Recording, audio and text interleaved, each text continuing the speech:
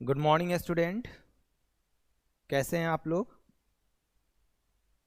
अच्छा, और बताइए पढ़ाई कैसे चल रही है आपकी? आपसे थोड़ा बात कर लेते हैं। देखिए, ये जो मैं लास्ट के लेक्चर्स जो बनाया हूँ वो आपके चैनल पे प्लेलिस्ट के फॉर्म में अवेलेबल हो गया है। आप उस प्लेलिस्ट को जाके, अब मुझे लगता है मैक्सिमम चैप्टर्स ओवर होने वाले हैं क्लास 11th के, और इस बार से ही आपको क्लास 12th का भी लेक्चर्स अवेल हो जाएगा। ठीक है, तो अभी आज का जो है, हम लास्ट सेशन में मुझे लगता है कि हम लाइट का रिफ्रैक्टिव इंडेक्स कर रहे थे। अब रिफ्रैक्टिव इंडेक्स के आगे मैंने आप लोग से प्रॉमिस किया था कि ग्लास स्लैब, उस एक क्वेश्चन न्यूमेरिकल में आया था तो बच्चे कमेंट में कर रहे थे सर ग्लास स्लैब का क्वेश्चन नहीं बन रहा है। तो ग्लास स्लैब को इस लेक्चर में डिटेल में स्टडी कर लेते हैं। उसके बाद नेक्स्ट जो भी टॉपिक होगा वो जो आप कहेंगे मैं उसको कंसिडर करूंगा। चलिए, without wasting our time, start the session. देखिए, आप लोग कहते भी सर पिंक नहीं यूज करिए। ठीक है बेटा, पिंक कलर नहीं यूज करेंगे हम। आइए, आपका टॉपिक है ग्लास स्लैब। ठीक है, ग्लास स्लैब बना देते हैं। नहीं है,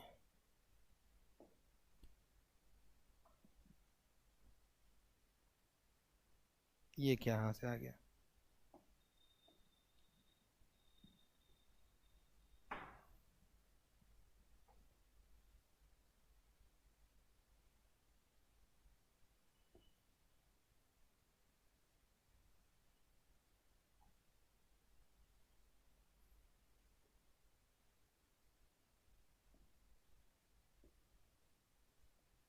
देखिए, ये आपका ग्लास स्लैब है।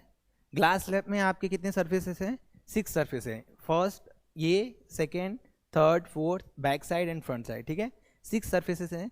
आप लाइट के लिए, द रिफ्रैक्शन ऑफ लाइट आपको ग्लास स्लैब से देखना है, तो आप कोई भी सरफेस 2 आप करिए, अपोजिट सरफेस को आप कंसीडर करिएगा। तो मैं क्या करता हूँ, मैं इसका ये टॉप और ये बॉटम, इस सरफेस को कंसीडर करूँगा। तो ये आपका 3D representation of A slab का है। बट जब हम डायग्राम बनाएंगे तो वो 3D में पॉसिबल नहीं है। रेस ज़्यादा हो जाएंगे, लाइंस ज़्यादा होंगे तो आपको मिसकंसेप्ट होगा। तो मैं इसको एज ए 2D फॉर्मेट में बनाऊंगा। 2D फॉर्मेट में केवल एक रेक्टेंगल लूंगा और 3D पोर्शन इसका हटा दूंगा। ठीक है, तो इसी को बोलोगे तो इसी को ट्राई करता हूँ। लो, ट्राई करता हूँ, देखो हो गया। देखो, डन है ना कुछ नया? चलो स्टार्ट करते हैं।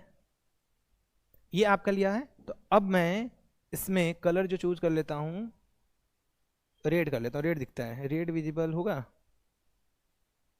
चलिए, देखिए, ये आपका ये जो है, ये इंसिडेंट रे है। ये क्या है? ये आपका इंसिडेंट रे है। अब आप बोलोगे सर डायरेक्ट क्यों बना दिए? अब डायरेक्ट बनाने से पहले कुछ नेमिंग करना भी इंपॉर्टेंट है। नेमिंग देखिए, ये आपका एयर है, ये आपका ग्लास है, और ये आपका फिर से एयर आ गया। ठीक है, होगा क्या कि आपका जो ये एयर वाला है, ये आपका रे होता है इंसिडेंस, इंसिडेंस रे, जो ये इनकमिंग रे है। ठीक है, इंसिडेंस रे पहले सरफेस पे क्या हो रही है? पहले सरफेस क्या हो रही है? इंसिडेंस हो रही है। तो ये पॉइंट ऑफ इंसिडेंट है। इस पे मैंने क्या करना है? नॉर्मल जनरेट करना है। ठीक है, नॉर्मल। अब एयर है तो इसका refractive index mu air assume कर लेता हूं, और जो इसका रिफ्रैक्टिव इंडेक्स है उसको म्यू जी कर लेता हूं, और अगेन एयर है तो म्यू ए। ठीक है, आप देखिए, जो आपका इंटरफेस है, इस इंटरफेस पे आपका एयर और glass both are the different medium. With respect to air, glass जो है वो डेंसर है। ठीक है, तो ग्लास क्या आपका डेंसर हो गया और ये रेयरर हो गया। When incident ray comes from rarer to denser medium, bend toward the normal. Last lecture देख लीजिएगा, डाउट होगा तो कि ये कैसे होता है। ठीक है, तो यहाँ पे ये बेंड टुवर्ड द नॉर्मल होगा। अभी थोड़ा सा आप थोड़ा पेशेंस रखो बेटा। ठीक है। ये आपका बेंड टुवर्ड द नॉर्मल, ये देखिए ये क्या हुआ है, ये रे ऐसे बेंड, ये रे ऐसे बेंड हो गई है, ये बेंड हो गई है नॉर्मल की तरह, ये नॉर्मल है, ठीक है। क्या साइज बड़ा कर दोगे इसका थोड़ा सा, चलो देखो। अब ये फिर से यहाँ पे इस सरफेस पे आप देखोगे बेटा, इस सरफेस पे ये जो आपका है, अब इस सरफेस पे इंसिडेंट रे ये एज ये रिफ्लेक्टेड रे है, ये क्या है आपका रिफ्रैक्टेड रे, और वही रिफ्लेक्टेड रे इस सरफेस के लिए as a incident ray work कर रहा है। तो अब क्या है, फिर से मीडियम चेंज हुआ, अब इंसिडेंट रे क्या हो रही है, ग्लास से एयर में जा रहा है, ठीक, ग्लास से एयर में जा रहा है, तो अब ये क्या हो गया, डेंसर है और ये रेयरर है, ये भी क्या था, रेयरर था।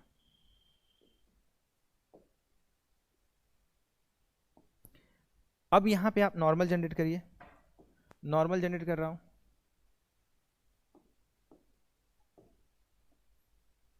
ये नॉर्मल है। लास्ट लेक्चर में बताया था, light come from denser to rarer medium, reflected ray bent away from the normal. तो ये जो आपका है, ये इसको ऐसे आना चाहिए था, ये आपका जो रे है इसको इस डायरेक्शन में आना चाहिए था, बट इस डायरेक्शन में नहीं आ, क्या करेगा, ये थोड़ा सा बेंट हो जाएगा, ठीक है, अवे बेंट होगा, रेयरर है, देखिए दिखाता हूँ, ये अवे हो जाएगा, इसको ऐसे आना चाहिए था, ये अवे हो गया, ठीक है। ये आपका आना चाहिए था, इरेजर नहीं है क्या ये, अच्छा जी रुक जाओ, ये देखो इरेजर ले लिए, ये थोड़ा सा, ओहो नहीं होगा, मुझे लगा डॉटेड हो जाएगा, कोई दिक्कत नहीं है। ये रे जो आपका है, ये एक मिनट डिस्टर्ब कर रहा है, ये जो आपका है, ये जो है होगा नहीं, बट मैंने बनाया किस लिए है कि इसको ऐसे आना चाहिए था, ये होगा नहीं, और ये भी होगा नहीं, ये वाला आपका राइट है, देखो ये आपका राइट है। तो ये जो है जो फाइनली आया, ये इमरजेंट रे है,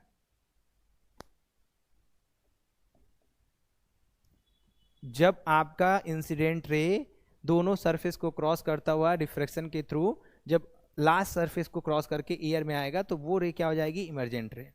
अब देखो रे का नाम बताते हैं, ये रे आपका क्या है, इंसिडेंट रे, फिर ये रे आपका क्या है, एक मिनट रुको,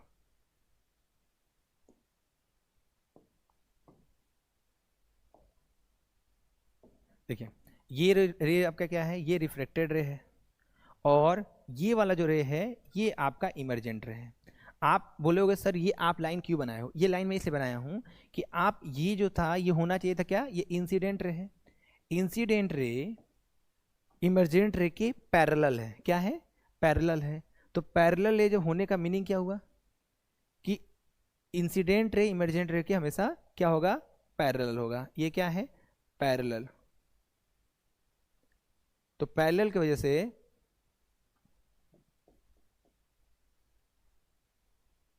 angle of incidence equal to angle of emergent होगा। प्रूव कर दूंगा, परेशान ना हो, थोड़ा टाइम दो। अब एंगल कहाँ क्या है, देखो ये एंगल ऑफ इंसिडेंट है, ये एंगल ऑफ रिफ्रैक्शन है, और ये एंगल ये वाला, ये एंगल ऑफ ये पूरा ये जो सही है ये वाला जो ये एंगल ऑफ इमरजेंट है। तो angle of incident angle of emergent के इक्वल होगा। ये आपका लेबल डायग्राम है, रे डायग्राम है। क्वेश्चन पूछता है कि ड्रॉ द लेबल रे diagram of for the glass lab, तो आप इसको बना लेंगे, स्क्रीनशॉट ले लो। ये आपका रिप्रेजेंटेशन है, सबका दिया हुआ है। ये देखो ये आर है तो ये भी आर होगा, वर्टिकली अपोजिट एंगल, ये भी आपका क्या हो जाएगा, ये आर हो जाएगा, ये आर तो ये भी आर, वर्टिकली अपोजिट, क्योंकि ये दोनों क्या है, नॉर्मल हैं, तो ये दोनों इक्वल हो जाएंगे। ये आपका परफेक्ट क्या हो गया, representation of a glass slab refraction के थ्रू दिखाया गया है, ठीक है। चलिए अब एक क्वेश्चन माइंड में है कि सर ये वाला चीज डाइजेस्ट नहीं हो रहा है, सही बात है, ये डाइजेस्ट होना भी नहीं चाहिए, यदि कोई बच्चा है तो उसको डाइजेस्ट नहीं होना चाहिए कि आखिर ये इक्वल कैसे हुआ। तो बेटा मैं क्या करता हूँ, एक नया स्लाइड लेता हूँ, इसको एक डायग्राम बनाऊंगा थोड़ा सा, इसको जूम आउट करके, तो आपको चीज़ें क्लियर हो जाएंगी। चलिए ठीक है, ये हम क्या करने जा रहे हैं, इसको प्रूफ करने जा रहे हैं। देखो देखो, स्लैब की जगह हम क्या लेते हैं, सरफेस ले लेते हैं ये, और ये सरफेस ले लेते हैं। ठीक है, दो सरफेस ले लिए। अब ये आपका इंसिडेंट रे है। ठीक है, तो इंसिडेंट रे जो है वो ऐसा जाएगा, मैंने डॉटेड इसलिए बनाया है कि वो रिफ्रैक्शन होगा ना। ये एयर है, ये ग्लास है, और अगेन एयर है। ये यहाँ से क्या होगा, बेंट होगा, यहाँ से बेंट हो गया, बेंट होके ऐसे आ गया। फिर यहाँ से ये क्या होगा, नॉर्मल बनाता चलो, नहीं तो दिक्कत होगा तुम लोग को। नॉर्मल बना देता हूँ, ये नॉर्मल है, यहाँ पे ये नॉर्मल है, एक कलर करता हूँ तो आसान रहेगा। और अगेन इमरजेंट रह गया तो ये क्या होगा, अवे हो जाएगा। अवे मतलब ये दोनों पैरेलल दिख रहा है। ठीक है, चलिए क्या करता हूँ बेटा, इस लाइन को थोड़ा सॉलिड कर देता हूँ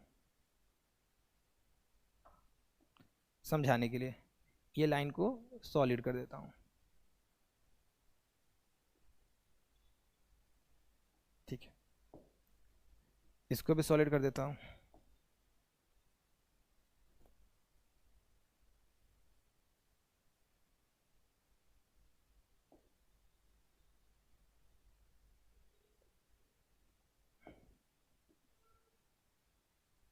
देखो, ये एंगल ऑफ इंसिडेंट है, ये एंगल ऑफ रिफ्रैक्शन है, ये भी रिफ्रैक्शन है, वर्टिकली अपोजिट, समझ में आ रहा है। और ये आपका एंगल ऑफ इमरजेंट है। ठीक है, देखिए क्या करते हैं, ये जो आपका दिया हुआ है, ये इंसिडेंट, ये रिफ्रैक्टेड रे, और ये आपका इमरजेंट रे।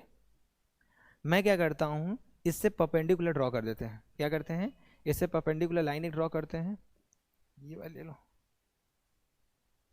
एक परपेंडिकुलर लाइन ड्रॉ करो इस पे, दोनों लाइन को इक्वल करने के लिए। ठीक,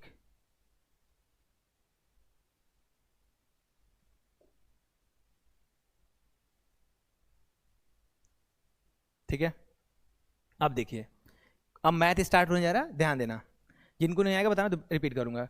जब दो लाइन एक दूसरे को कट करती हैं तो ये एंगल जो होगा इसके इक्वल होगा। ये यदि मान लो थीटा है तो ये भी थीटा होगा, और ये एंगल जो होगा मान लो ये थीटा डैश है तो ये भी थीटा डैश। क्यों, वर्टिकली अपोजिट एंगल। तो ये देखो, एक लाइन ये है और एक लाइन ये है जो आपका इंसिडेंट है, तो ये वाला पूरा एंगल कितना हो जाएगा आपका, ये पूरा एंगल हो जाएगा इसके बराबर, दिख रहा है। ये एंगल वर्टिकल अपोजिट से ये आई हो जाएगा। जब ये आई है बेटा, ये आई है, ये मान लो ये आई है, ये आपका क्या है, ये आपका आई है, तो इसका कुछ पोर्शन आर है, तो ये कितना हो जाएगा, ये कितना हो जाएगा बेटा, ये हो जाएगा आई माइनस आर। क्लियर हुआ, ये माइनस आई माइनस आर है। अब आप देखो, ट्रायंगल यदि इसको नेम देना है तो मैं नाम दे देता हूँ ओ ए बी और ये सी। तो in triangle O A B, आप देखोगे बेटा ये तीनों का सम क्या होगा, ये और ये।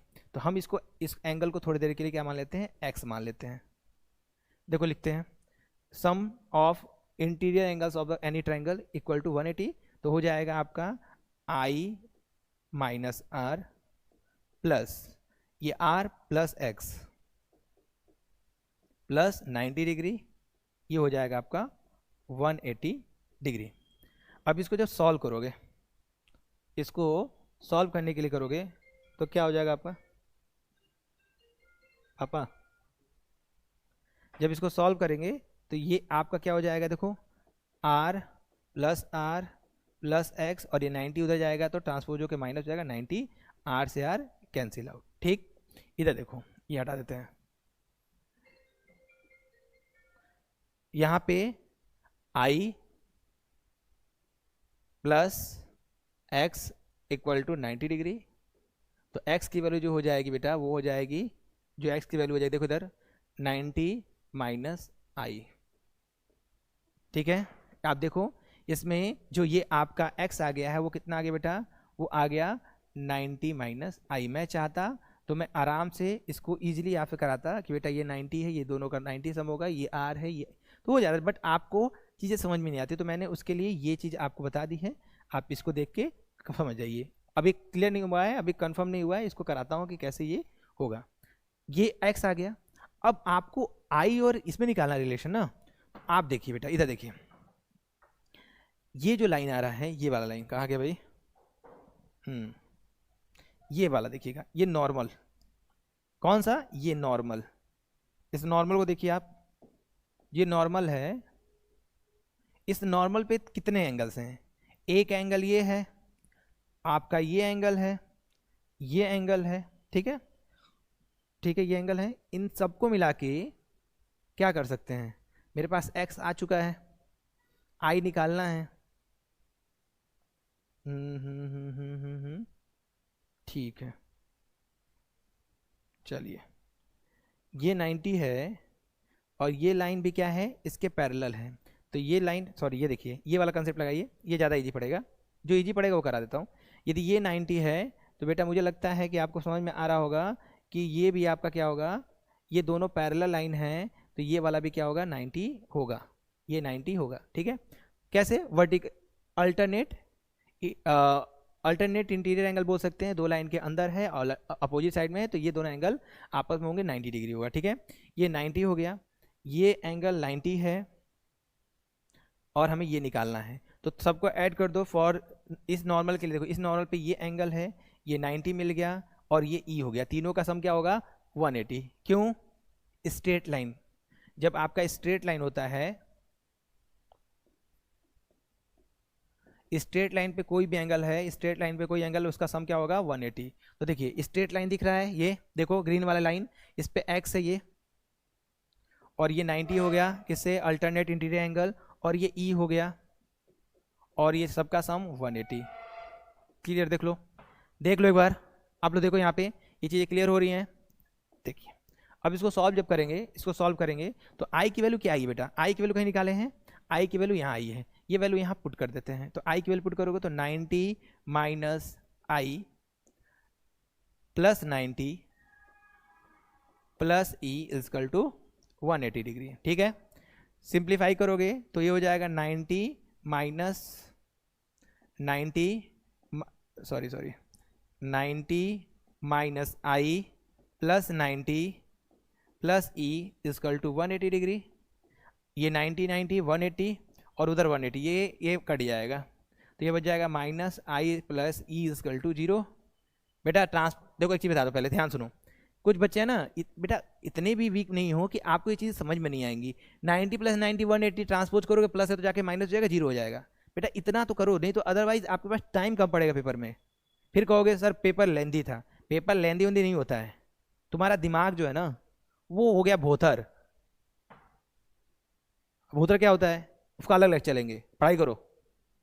देखो इधर भेजो, तो ई इजकल टू क्या हो जाएगा, आई हो जाएगा। तो आपको यही तो प्रूफ करना था। आप देखो हमें प्रूफ क्या करना है, angle E equal to angle I, वो एंगल ही है। तो आपका ये यहाँ पे प्रूफ हो गया angle E equal to angle I. तो इसका मतलब क्या हुआ कि ग्लास स्लैब में इमर्जेंट एंगल जो होता है वो इंसिडेंट एंगल के इक्वल होता है। क्लियर, चलिए देखिए एक बार मैं फिर से चीज़ें रिकॉल करा देता हूँ शुरू से। मैंने ग्लास स्लैब में बताया कि पहला जो रे होता है, पहले सरफेस पे जो रे इंसिडेंट करती है वो इंसिडेंट रे, जो भी रे इनकमिंग रे होते हैं उसको इंसिडेंट बोलते हैं। पहले सरफेस पे जो पॉइंट है उसको पॉइंट ऑफ इंसिडेंट, उस पर नॉर्मल ड्रॉ करेंगे, नॉर्मल और इंसिडेंट के बीच के एंगल को क्या बोलेंगे, एंगल ऑफ इंसिडेंट। अब उसके बाद क्या होता है, उसके बाद क्या होगा कि जो रे रेयर से डेंसर जाएगी बेंट टुवर्ड द नॉर्मल, तो ये बेंट हो गई, बेंट होके क्या होगा, एंगल इसका कम हो जाएगा, वो angle between normal and reflected है, एंगल ऑफ रिफ्रैक्शन। उसके बाद ये दूसरे सरफेस पे फिर से रिफ्रैक्शन होगा, यहाँ दो बार, एक पहले सरफेस रिफ्रैक्शन फिर दूसरे पे होगा।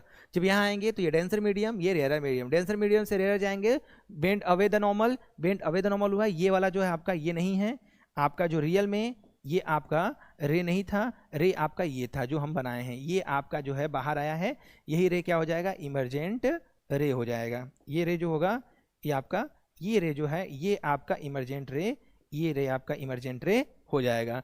जो फाइनली आपका बाहर आ जाएगा फिर से एयर में emergent ray and incident ray दोनों एक दूसरे के पैरेलल होते हैं, जिसकी वजह से angle of incidence equal to angle of emergent होता है। तो आपका ये मैंने प्रूविंग भी कर दिया अगले पेज पे, अगला पेज आप देखोगे तो प्रूविंग हो चुका है। That's all. ग्लास लैब में और इससे ज़्यादा नहीं है। क्वेश्चन आपसे केवल पूछेगा एंगल्स के बारे में, इंसिडेंट देगा तो इमरजेंट पूछेगा, इमरजेंट देगा तो रिफ्रैक्शन पूछेगा, ये सब चीज़ें आपसे पूछ सकता है। और ये लेवल डायग्राम बनाने के लिए बोलेगा जो ये बनाया हूँ, और मुझे नहीं लगता है कि ग्लास लैब में कुछ बचा है। तो बेटा इस लेक्चर में यहाँ पे ग्लास लैब ओवर होता है, जो मैंने प्रॉमिस किया था उसको फुलफिलमेंट किया। अब आप मेरे से प्रॉमिस करिए कि इसके न्यूमेरिकल्स लगाएंगे, जो मैं आपके डिस्क्रिप्शन में पिन अप कर दूंगा, ठीक है। और आप उसके आंसर, कुछ बच्चे हैं जो आंसर करते हैं, बेटा आप एटलीस्ट आंसर करते हो तो हम मोटिवेट होते हैं कि हाँ चलो अगला लेक्चर भी बनाएंगे तो और बच्चे अच्छे से करेंगे। तो प्लीज़ मेरा एक आपसे हम्बल रिक्वेस्ट है कि आप एटलीस्ट कमेंट में कमेंट जितना कर सकते करें, कि उससे मुझे लगता है कि हाँ आप अटेंटिव हैं। अदरवाइज लेक्चर का कोई मीनिंग नहीं है। मुझे लगता है कि हम लेक्चर बना रहे हैं और कोई भी इस पर रिस्पॉन्स नहीं आ रहा है। तो प्लीज़ आप कमेंट करिए और जो क्वेरी है उसको आस्क करिए। Thank you so much. Be tune and subscribe your favorite channel. Thank you.